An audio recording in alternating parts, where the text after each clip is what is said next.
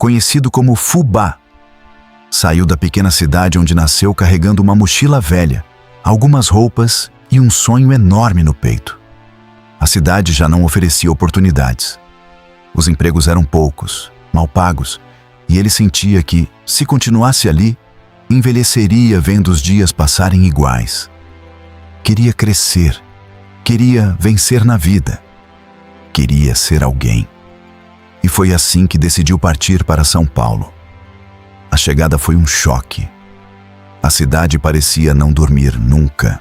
Ônibus lotados, gente correndo pelas calçadas, buzinas, fumaça, prédios enormes. André saiu da rodoviária assustado e encantado ao mesmo tempo.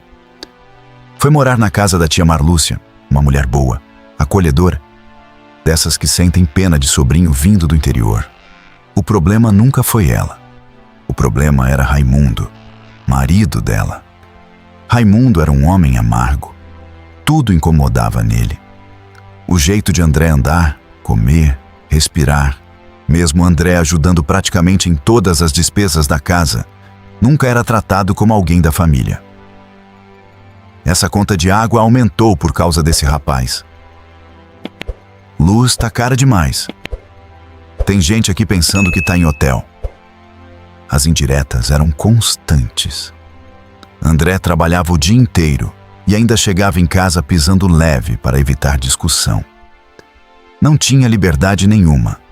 Luz acesa só até 10 da noite. Depois disso, Raimundo apagava tudo reclamando do gasto. Televisão era quase proibida para André. Só assistia o que Raimundo queria, e se ele deixasse. As refeições também eram controladas. Café da manhã simples, almoço e janta. Fora disso, nada de lanche, nada de mistura extra, nada de abrir geladeira toda hora. Mesmo assim, André tentava ser grato. Aos domingos fazia questão de cozinhar para aliviar o trabalho da tia. E era nesses dias que a cozinha ganhava cheiro de Nordeste. Buchada, sarapatel, galinha caipira, arroz temperado, carne cozida no capricho. Marlúcia sorria feliz. Esse menino cozinha igual mãe dele. Mas nem isso diminuía a implicância de Raimundo. Com o passar do tempo, o clima foi ficando pesado demais. André começou a perceber que já não era bem-vindo ali. Qualquer copo fora do lugar virava reclamação. Qualquer atraso no banho virava discussão. Até que numa noite Raimundo soltou: homem tem que ter o próprio canto. Aquilo entrou como faca. No outro dia, André saiu cedo procurando uma kitnet barata. Achou uma minúscula num bairro simples da periferia. O lugar tinha parede mofada, janela quebrada e um banheiro apertado. Mas quando pegou a chave, sentiu uma paz que não sentia fazia tempo. Era pouco, mas era dele. Os primeiros meses foram brutais. O salário mal pagava aluguel, condução e comida. Havia dias em que André jantava apenas pão com café. O colchão fino no chão deixava suas costas doloridas. O ventilador quebrado transformava as noites quentes num sofrimento. Mesmo assim, ele sentia liberdade. Podia acender a luz quando quisesse. Podia assistir televisão até tarde. Podia abrir a geladeira sem medo de ouvir reclamação. Foi nessa época que conheceu Ana Beatriz. Ela trabalhava numa pequena confecção perto do serviço dele. Os dois começaram conversando no ponto de ônibus. Ana tinha um sorriso tranquilo e um jeito simples que acalmava André. Com o tempo começaram a namorar. Pouco depois decidiram morar juntos. Só que a vida ficou ainda mais difícil. A kitnet pequena agora precisava sustentar 2. O dinheiro nunca sobrava. Muitas vezes faltava. Houve dias em que os dois dividiram um único prato de arroz com um ovo. Teve semana em que viveram praticamente de miojo e café. Uma noite, Ana chorou baixinho, olhando a panela vazia. A gente não tá conseguindo, André. Ele abraçou ela sem saber o que dizer, porque também estava cansado. Trabalhava em tudo quanto era serviço: ajudante de carga, repositor, descarregador de caminhão. Fazia bico nos fins de semana. O corpo vivia moído. Mas André tinha algo dentro dele que nunca morreu: a vontade de vencer. Certo dia, Ana comentou: "Você cozinha tão bem, por que nunca tenta ganhar dinheiro com isso?" A frase ficou martelando na cabeça dele. No domingo seguinte, fez algumas marmitas nordestinas e saiu oferecendo em obras: galinha caipira, feijão tropeiro, arroz soltinho, farofa temperada.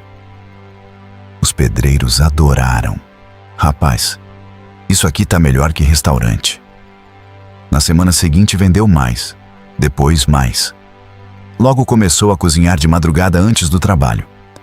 Ana ajudava cortando temperos, organizando marmitas e anotando pedidos. Os dois quase não dormiam.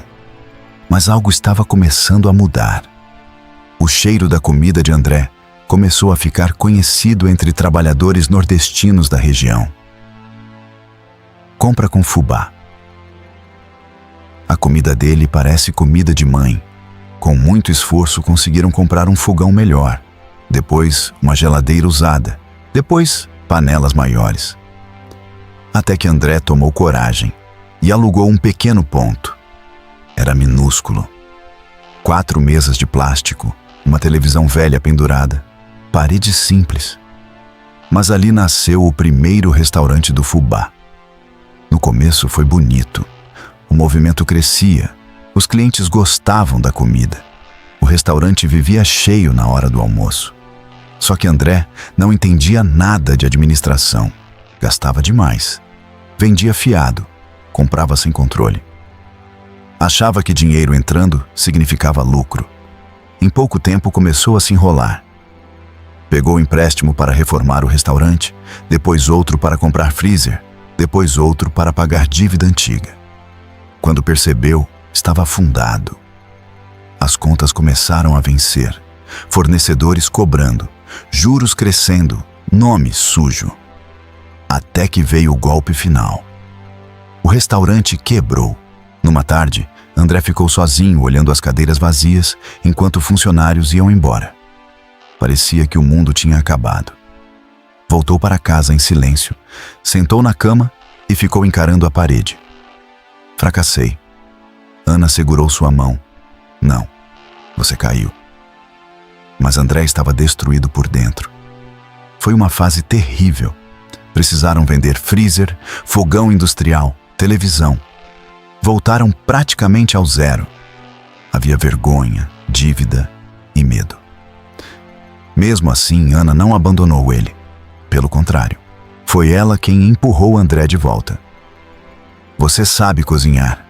Seu erro não foi a comida. Foi não saber cuidar do dinheiro." Aquilo abriu os olhos dele. André começou a estudar administração sozinho. Conversava com donos de restaurante, aprendia sobre estoque, custo, desperdício, lucro. Enquanto isso, voltou a vender marmitas. Devagar, sem luxo, sem querer crescer rápido demais. Dessa vez, fazia tudo com cuidado.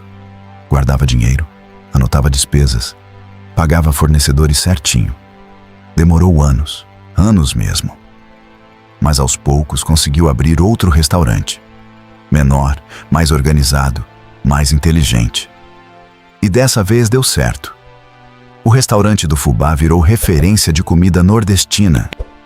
Gente fazia fila por causa da buchada, do sarapatel, da galinha caipira e da carne de panela temperada do jeito antigo. As paredes do restaurante tinham fotos do Nordeste. O cheiro da comida invadia a rua inteira. André fazia questão de cumprimentar clientes pessoalmente. Nunca esqueceu de onde veio. Anos depois, conseguiu comprar uma casa boa para Ana. Depois ajudou parentes. Depois contratou funcionários vindos do Nordeste, como ele um dia foi. Certa noite fechou o restaurante mais tarde e ficou sozinho olhando as mesas vazias. Lembrou imediatamente da kitnet apertada, das noites de fome, das humilhações na casa de Raimundo, das dívidas, da falência, e percebeu algo importante. O sofrimento não destruiu ele, preparou ele, porque se tivesse vencido rápido, talvez nunca aprendesse o valor das coisas. Naquela mesma noite ligou para a tia Marlúcia. Tia, obrigado por tudo. Ela chorou do outro lado da linha. Raimundo já era um velho cansado naquela época. E André não guardava mais raiva, porque a vida tinha ensinado algo a ele. Às vezes o homem precisa passar pelo fogo para descobrir do que realmente é feito,